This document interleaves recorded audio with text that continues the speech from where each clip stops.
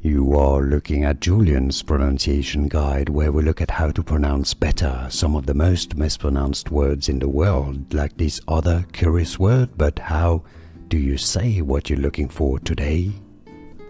We are looking at how to pronounce the name of this Czech beer from the Czech Republic. We'll be looking at how to say more names of famous beers that too many people get wrong. So, since it's Czech, how is it said in Czech? Well, Pilsner Urquell. Pilsner Urquell. Now, in German, if you're wondering, they say it as Pilsner Urquell. Pilsner Urquell. It's easy, and now you know it all.